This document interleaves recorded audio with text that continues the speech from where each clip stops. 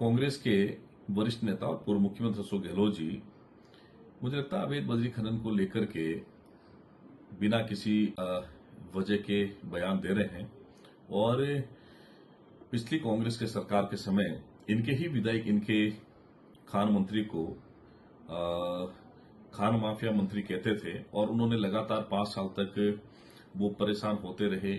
उन्होंने चिट्ठी भी लिखी, लेकिन मुख्यमंत्री रहते हुए उनके खनिज मंत्री खान मंत्री पर किसी प्रकार की कोई कार्रवाई नहीं होने दी। इसके अलावा भी पूर्व मुख्यमंत्री जी ने एक बार तो चलती वीसी में ही व्यवस्था जाहिर कर दी थी, अपनी मजबूरी जाहिर कर दी थी कि मुझे वीसी इसलिए करनी पड़ रही है कि अवैध खनन जो है वो रुकने का नाम नहीं ले रहा है। ये किसी सरकार के मुखिया का अगर अपनी प्रशासनिक फेल्योर का सबसे बड़ा उदाहरण अगर कहीं देखने को मिला तो राजस्थान में देखने को मिला है।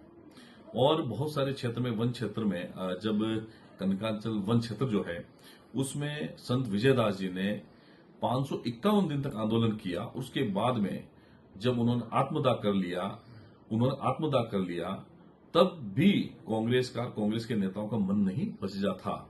और कांग्रेस और कांग्रेस के जो नेता हैं बड़ी बड़ी बातें करते हैं, खोखली बातें करते हैं, जनता उनको जान चुकी है। और मैं इसलिए कहना चाहूंगा कि हमारी सरकार ने अभी बहुत सारे ऐतिहासिक कदम उठाए हैं। राजस्थान में पिछले कुछ समय से वित्तीय वर्ष 2023-24 की अगर बात करें तो 7,460 करोड़ का राजस्व जो है राजस्थान को मिला है। और इस साल ये 24% बढ़कर के 9,228 करोड़ के करीब राजस्व मिला है। उससे आय भी बढ़ी है।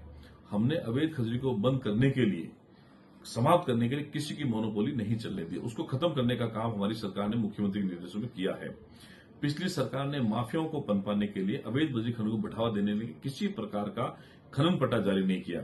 लेकिन हमारी सरकार ने मुख्यमंत्री जी के विशेष मार्गदर्शन में पिछले कुछ समय से, जब हमारी सरकार को 1.5 साल हुआ है, हमने 255 प्लॉट के करीब नीलामी करके हमने जिसका जो रेवेन्यू है 2,000 करोड़ रुपए की प्रीमियम पर सफल ऑक्शन हमने किया है। और जिससे प्रदेश की आय भी बढ़ी है और जिससे प्रदेश को पैसा भी मिला जो प्रदेश के विकास में काम आएगा।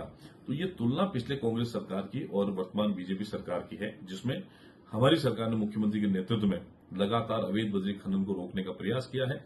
और पूर्ति कांग्रेस के समय इनके कांग्रेस के नेताओं ने, कांग्रेस के मंत्रियों ने जितनी लूट मचानी थी मचे। और जितने सबसे ज्यादा अवैध खनन का कारोबार अगर कहीं हुआ राजस्थान में कांग्रेस के नेताओं के द्वारा किया गया था। आज वो सत्ता में नहीं है और सत्ता में नहीं होने का दुख जो है उनको बड़ा सता रहा है कि हम सत्ता में नहीं है, लूट खसोट नहीं कर पा रहे हैं, कांग्रेस के नेता कह रहे हैं। तो कहीं न कहीं मुझे लगता है जनता भी समझ चुकी है और आने वाले समय और भी राजस्थान सरकार की तरफ से प्रभावी कार्रवाई जो है होगी।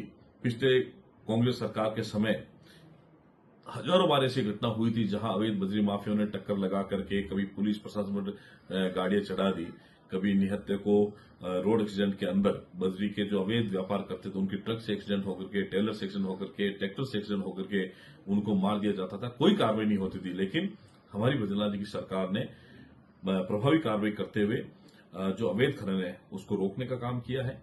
बजरी माफियाओं के खिलाफ में सख्त एक्शन लिया है और विभिन्न जिलों में लगातार मुख्यमंत्री की मॉनिटरिंग के कारण से अवैध खनन को रोकने का एक्शन प्लान बना है। उस पर प्रभावी कार्रवाई हो रही है और अवैध बजरी माफियाओं से, अवैध खननकर्ताओं से रॉयल्टी भी वसूल की जा रही है। तो मुझे लगता है कि कांग्रेस के नेताओं को इससे बाज आना चाहिए।